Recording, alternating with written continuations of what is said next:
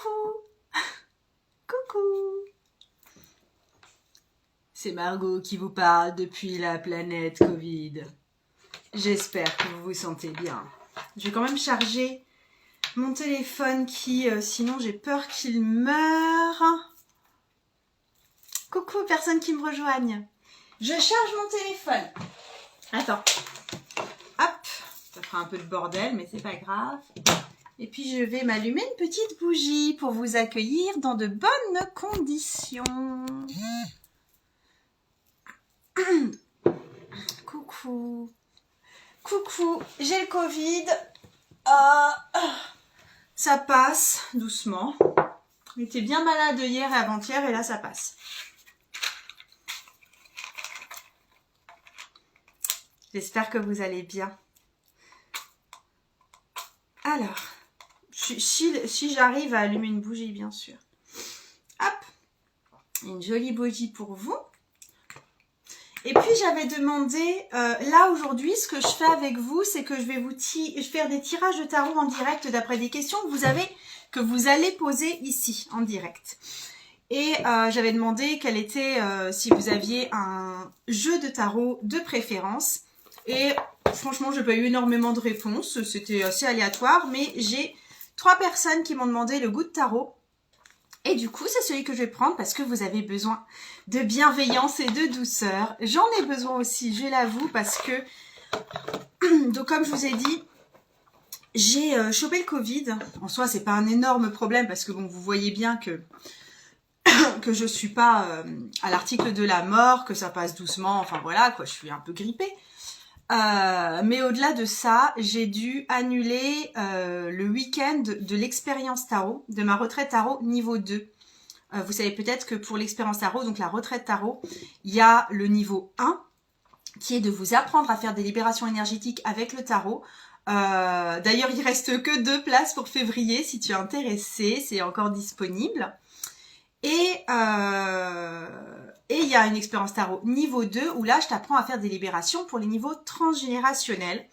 Et j'ai été obligée d'annuler, ce qui est assez chaud patate pour moi parce que du coup, il y a tout le monde à rembourser. L'hôtel a payé quand même parce que c'était une réservation. Et j'avoue que oui, là pour le coup, une petite dose de douceur ne me ferait pas de mal parce que c'est décevant et ça replonge forcément dans une certaine idée de manque financier qui est pas forcément top.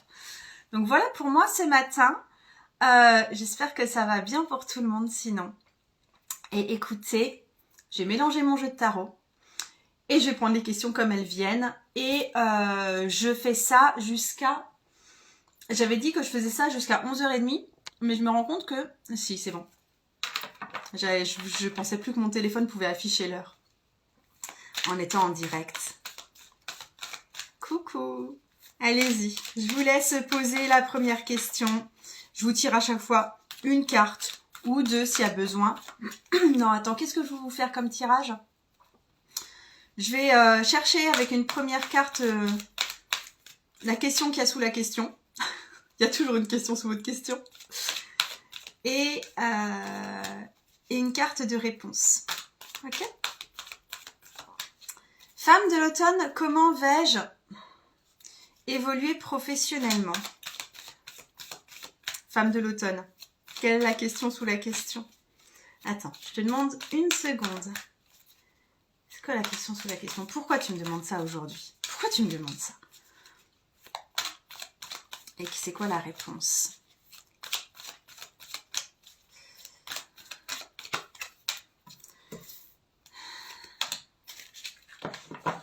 Ouais, elles sont belles les 2 cartes. Alors attends, la première c'est un 10 d'eau.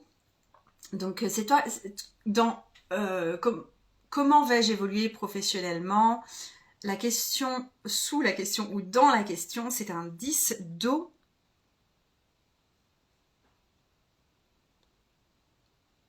Ta vraie question, c'est comment préserver mon univers familial et mon univers spirituel, affectif, émotionnel, tout en me laissant le droit d'être plus ambitieuse que je ne l'ai été jusque-là.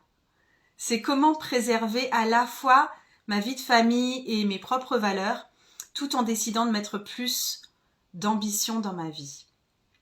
Ok? C'est quoi la réponse à ça? C'est le monde. C'est le monde. Comment vais-je évoluer professionnellement? J'aurais tendance à te dire avec cette carte du monde que Miss, pour l'instant, tu n'as pas visé assez haut. Et que tu es capable de plus que ce que tu es en train de regarder pour toi ces temps-ci. Que là, le champ qui t'intéresse actuellement, c'est pas assez pour toi. Tu peux te permettre d'être beaucoup plus ambitieuse que ça. Je ne sais pas comment toi tu vas évoluer professionnellement. Là, je suis en train de cibler, je suis pas en train de te faire un truc prédictif. Je suis en train de voir pourquoi actuellement tu te poses cette question-là et pourquoi actuellement tu n'évolues pas exactement comme tu le veux. Et moi, je te dis, si tu n'évolues pas exactement comme tu le veux, si tu n'arrives pas encore et ce qui te retient d'évoluer comme tu le veux, c'est de 1, tu as des choses plus ambitieuses à projeter pour toi et que ta vraie question, c'est est-ce que j'ai le droit d'être ambitieuse? Parce que être ambitieuse, est-ce que ça m'empêchera pas d'être vraiment dans un lien de cœur avec ma famille et avec moi-même? J'arrête là, dame, femme de l'automne. Alors, je poursuis. Sandy.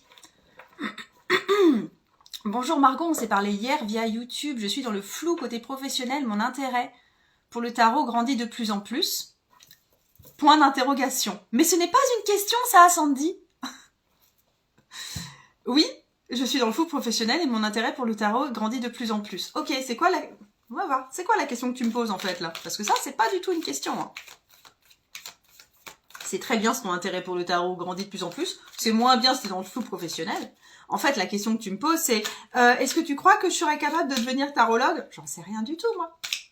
Alors, donc, déjà, qu'est-ce que c'est la question que tu veux me poser, en fait, et que tu n'oses pas vraiment me poser, ni te poser à toi-même?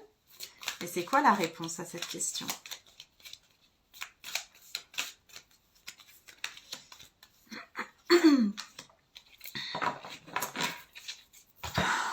Quatre de bâton. 4 de bâton. 4 de denier. Tu es en train de me demander comment est-ce que je peux évoluer professionnellement et faire un truc qui me plaît à fond, éventuellement avec le tarot ou un autre art spirituel, tout en gardant exactement le même niveau de revenu que celui que j'ai actuellement ou celui que j'avais dans mon dernier poste qui m'allait bien. Comment est-ce que je préserve un niveau de revenu égal tout en prenant des risques professionnels au niveau, tu vois, des choses neuves que tu veux mettre en place? Ce que tu es en train de me dire aussi, c'est j'ai peur que ça me foute dans la mouise financièrement. J'ai peur de ne pas gagner assez si je change et que je fais autre chose. Et c'est quoi la réponse à cette interrogation-là? C'est un 9. C'est un 9 de terre. Donc c'est un 9 de denier dans les autres jeux de tarot. Qui est une carte souvent d'abondance.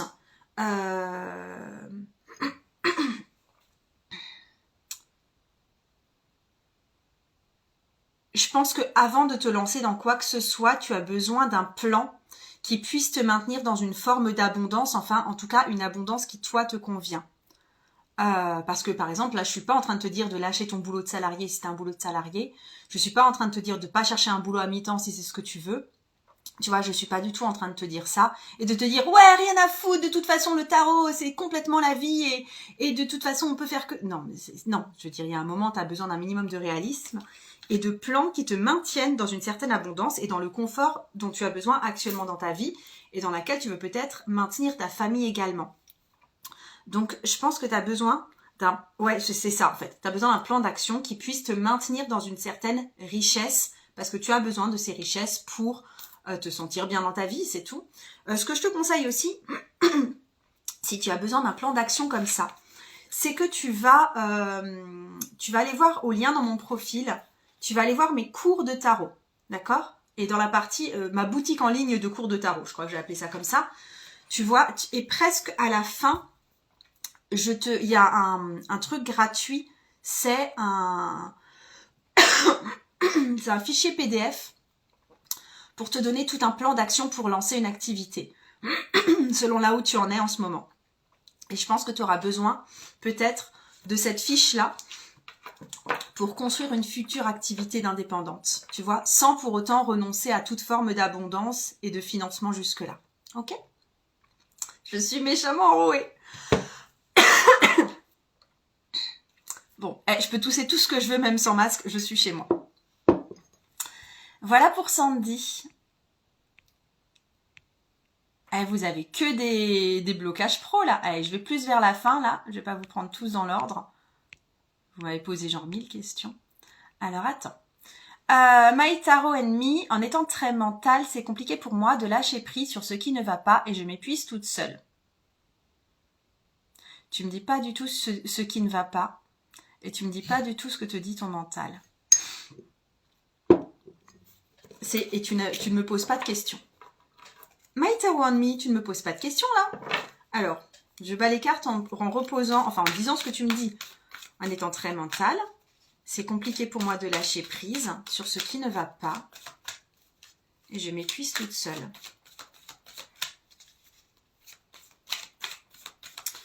C'est compliqué pour toi de lâcher prise sur ce qui ne va pas et tu t'épuises toute seule.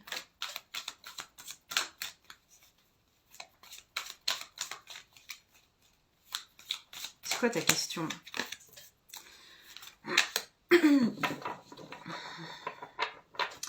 La question, dans ta question, c'est un 3 de denier.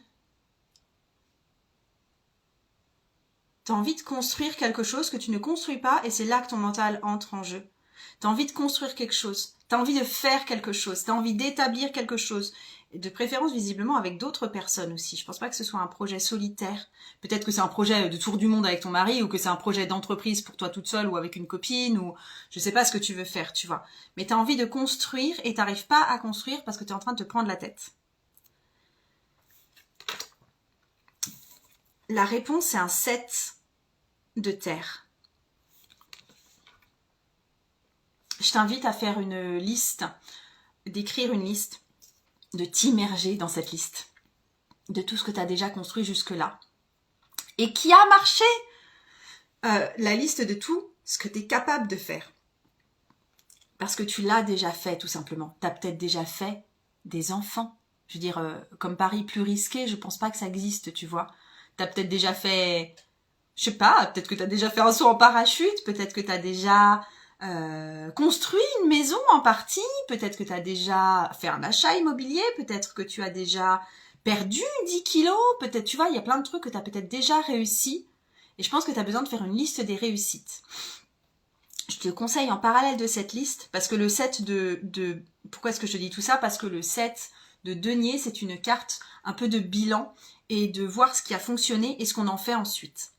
Et du coup, je te conseille aussi de faire une liste des gros trucs où tu as foiré dans ta vie. Tu vois, les gros plantages que tu as fait, du style tu as essayé de te faire embaucher dans un boulot et on t'a dit non ou on t'a viré au bout d'une semaine parce que tu étais incompétente pour ce poste.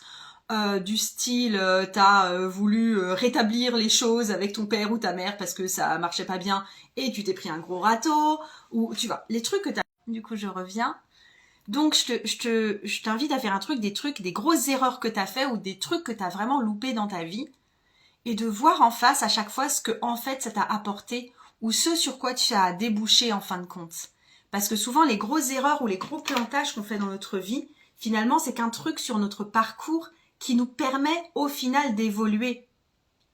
Et du coup de voir les choses avec cette perspective-là, ça va aussi calmer ce truc de « mais mon Dieu, je n'y arriverai jamais à faire ce machin-là que j'aimerais construire ».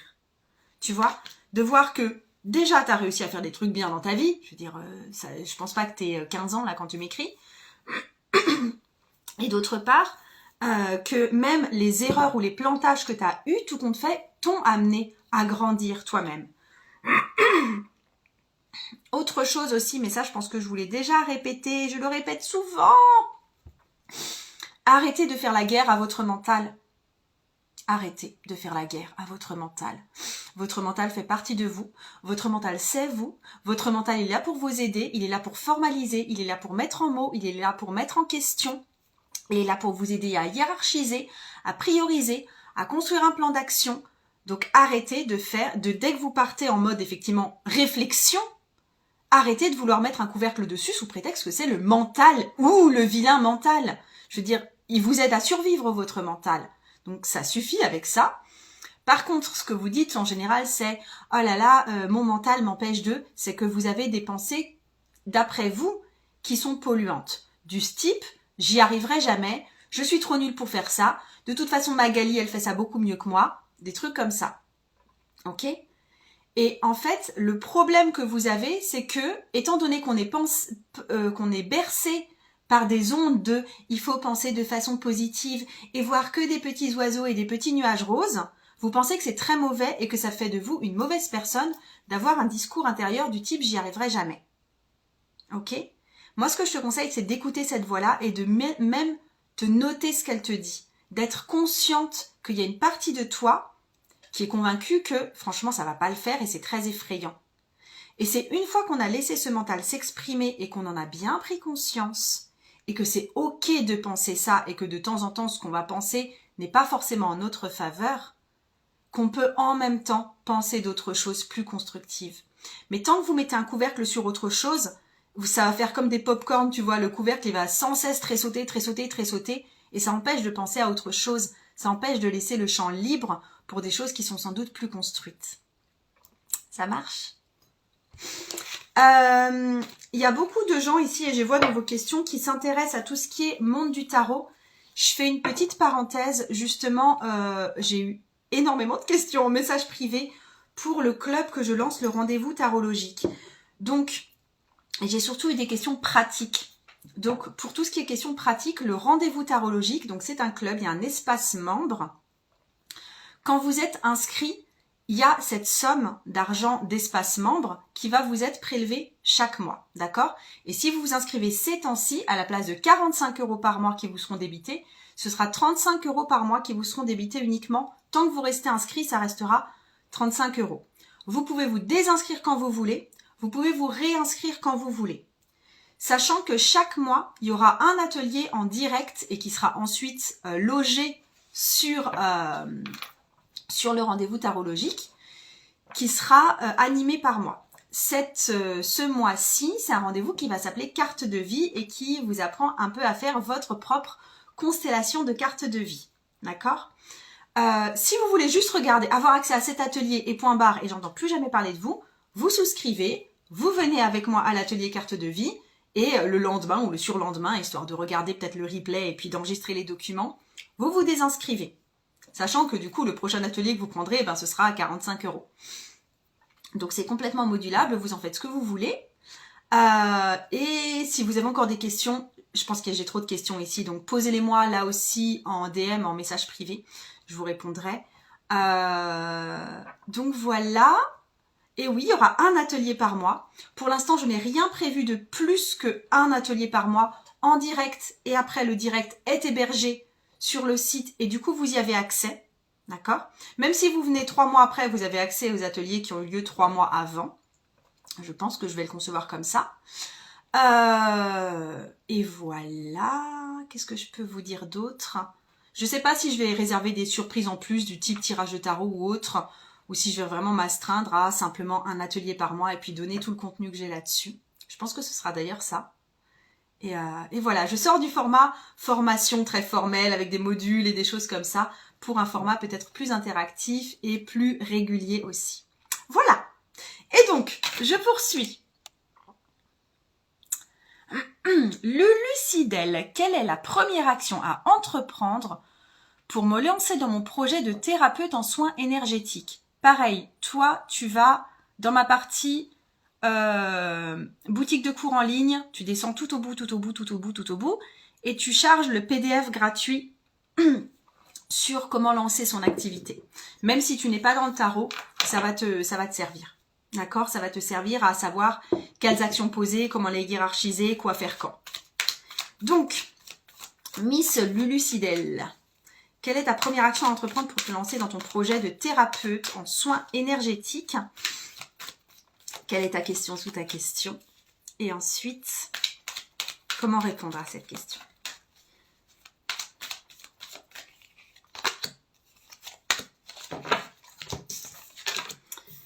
un as de terre. L'as de terre, c'est effectivement juste une première action. Donc ça resitue bien.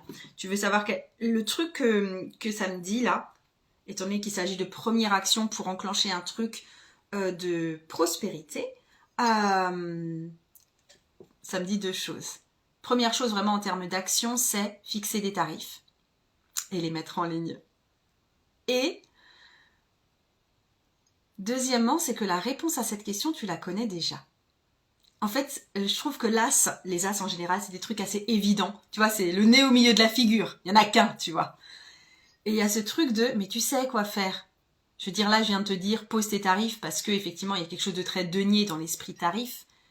Mais si ça se trouve, toi, ce que tu as à faire en tout premier, c'est te déclarer à l'URSSAF comme auto-entrepreneur. Et c'est ça, ta première étape à faire. Et tu la repousses, et tu la repousses, et tu la repousses tellement que tu viens me poser la question, qu'est-ce qu'il faut que je fasse, alors que tu sais très bien ce qu'il faut que tu fasses. Ok? Là, la question c'est, j'ai pas envie vraiment de le faire parce que ça me fout un peu les jetons, mais est-ce que c'est vraiment ça que je suis obligée de faire? Ok? Et ensuite, comment tu peux résoudre ça? C'est avec un 5 d'air, donc un 5 d'épée, qui est une carte de désolé miss, mais il y a un moment, tu vas devoir te faire violence et passer par des étapes que tu ne vas pas forcément apprécier. Le 5 d'air, le 5 d'épée en général, est souvent une carte d'équilibre à trouver, de gagnant-perdant et un peu de violence, souvent. Qui me dit qu'effectivement, tu vas devoir, à un moment, dépasser tes propres peurs, avancer avec ta peur et avancer dans un truc qui ne te fait pas forcément plaisir. D'accord ? Et voilà, c'est tout. Je veux dire, si à un moment, effectivement, élaborer des tarifs et les mettre en ligne, c'est un truc qui te fait peur, qui ne te fait pas envie, etc., bah, tu ne pourras pas être entrepreneur tant que tu n'auras pas établi une grille tarifaire pour toi. Et même si ça ne te fait pas plaisir, c'est quand même comme ça, tu vois. Il y a un truc de accepter de faire même ce qui ne te fait pas super plaisir, même ce qui n'est pas super intuitif, même ce qui n'est pas super aligné avec les étoiles et la lune, tu vois. Ok ? Je t'embrasse. Alors, attends.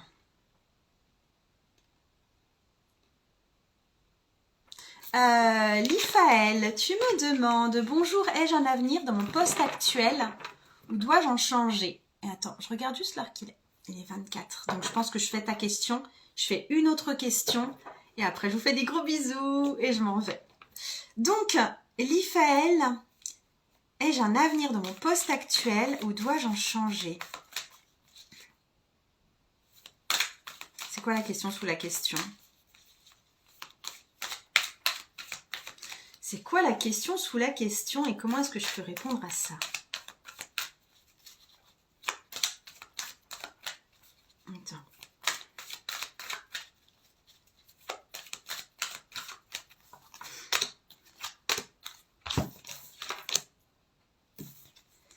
La question sous ta question, c'est l'ermite.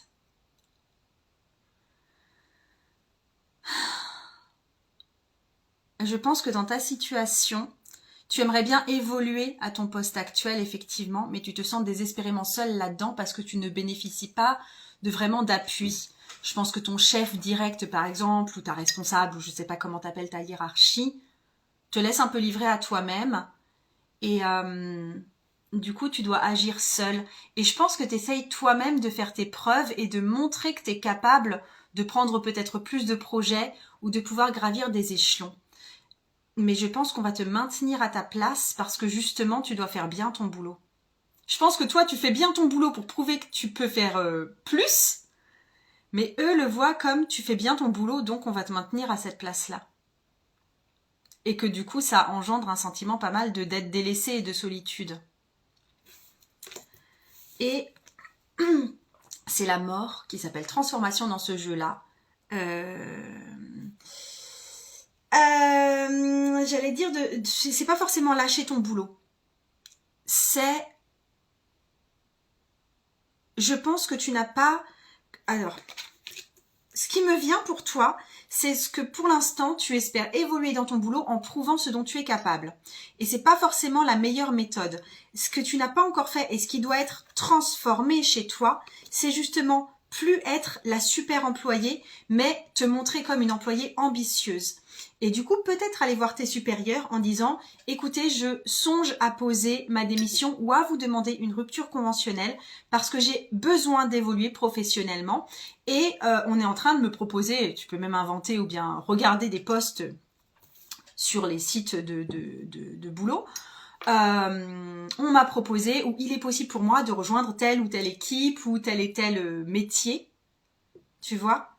Et du coup, que ça change, c'est là aussi que je te dis que ça veut peut-être dire effectivement quitter ton poste parce que personne ne veut rien entendre sur ton désir de progression et du coup, ben voilà.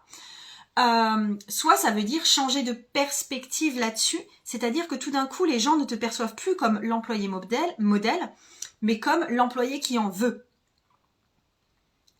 Et ça peut être extrêmement porteur pour toi, parce que s'ils te perçoivent vraiment comme ambitieuse, ça peut être aussi un atout pour eux. Et savoir qu'ils peuvent te perdre, parce que quelque part, ton but dans la vie n'est pas d'être l'employé modèle, ton but est d'être l'employé qui progresse. Ok ? Yes. Attends. Bon, allez. Je termine avec Lily Duc. Et qui me dit blocage sur le côté pro. Mais qu'est-ce que vous avez tous avec votre profession là ces temps-ci? Le Covid remettrait-il tout en question? Tu me dis blocage sur le côté pro. Je ne sais pas quoi faire comme métier. Est-ce que je pourrais avoir une piste s'il vous plaît? Pourquoi suis-je faite? Je n'arrive pas à savoir ce que je veux faire. Je me prends la tête.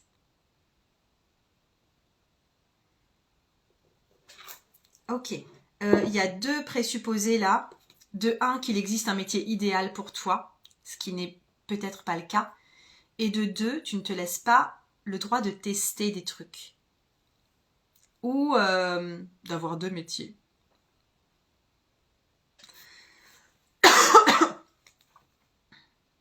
Alors, Lily Duc. C'est quoi la question sous la question? Qu'est-ce que tu veux savoir toi en fait? Et ensuite, comment est-ce qu'on peut répondre à ça?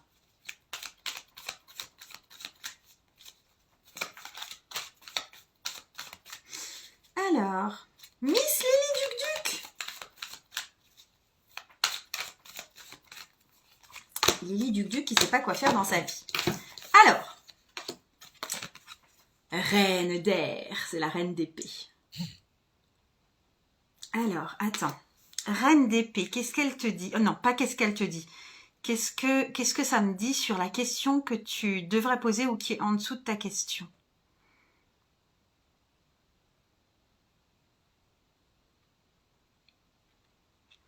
La question que tu te poses, c'est « Je n'arrive pas à concilier ce dont je rêve et ce qui est réellement possible. » Tu vois, ce dont tu rêves, c'est d'être astronaute. Ce qui est possible, c'est que, punaise, j'ai fait un bac littéraire, ça va être chaud patate pour être astronaute. Tu vois le genre? Qu'il y a un grand écart entre ce que tu considères du domaine du possible pour toi et ce que tu considères être de la partie de rêve pour toi. Ta question, en fait, c'est comment est-ce que je peux concilier dans un métier à la fois ce qui est réaliste et à la fois ce qui me fait vraiment kiffer. La plainte que tu m'adresses, c'est « mais aucun des trucs que j'adore faire, je peux en faire vraiment un métier parce que ça passera jamais en tant qu'employé, parce que je peux pas développer une entreprise là-dessus, tu vois. » C'est ça la question. Ok, comment tu peux résoudre ça? C'est avec un 3 de coupe. Ce que tu aimes faire, ce que tu adores faire ces temps-ci, déjà, je veux te dire que c'est quelque chose que tu fais déjà dans ton cercle intime ou avec des amis et que je t'inviterai à faire encore plus dans ton cercle intime ou avec des amis. Si par exemple ton truc c'est le tissage, bah tu te mets à tisser des trucs pour des potes. D'accord? Je pense que tu as besoin de faire, de le refaire encore, de faire grandir cette passion et de te demander à chaque fois que tu fais grandir cette passion, comment est-ce que je pourrais en faire une profession? Quelle partie de cette passion peut être convertie en quelque chose de rentable ou peut être vendue à une entreprise? D'accord? Parce que je pense que le point d'accroche, il est là. Je pense qu'il est dans déjà commencer à faire ce que tu aimes avec tes proches. Et arrêter de te prendre la tête sur « oui, mais je ne sais pas encore comment rendre ça rentable ». On s'en fiche. L'idée de la rentabilité ou de la ligne sur CV que tu vas pouvoir vendre à un patron, elle naîtra au fur et à mesure. Pour l'instant, fais juste ça avec tes proches. Ok? Fais-le avant tout. À la place de te poser à chaque fois la question de l'adéquation entre passion et métier. Ok? Pour sortir de ce dilemme-là. Yes! Bon, et vous m'avez posé mais genre 3000 autres questions. Je ne vais bien sûr pas pouvoir répondre. Je pense que là, j'ai bien 50 questions listées. Je suis désolée de ne pas pouvoir répondre à tout le monde, mais voilà, j'avoue que je suis aussi un petit peu nasouille, que la fièvre remonte un petit peu et que je vais filer. Si vous avez d'autres questions sur le rendez-vous tarologique, donc le club qui vous permet vraiment de plus basculer sur un mode mensuel avec moi dans le monde du tarot, c'est vous venez me voir soit en message privé, soit vous avez toutes les informations honnêtement en lien dans mon profil. Et puis voilà. Et que vous avez droit, oui, à une réduction qui vous met votre abonnement à vous à 35 € à la place de 45 € jusqu'à la fin du mois de janvier. Je me réjouis de faire ce premier atelier avec vous aussi. C'est chouette ça. Pour les autres ressources, je vous ai dit où les trouver dans la vidéo. Pouf. Je vous envoie plein de bisous. Je vous souhaite une excellente santé. Et je vous dis à tout bientôt. Ciao.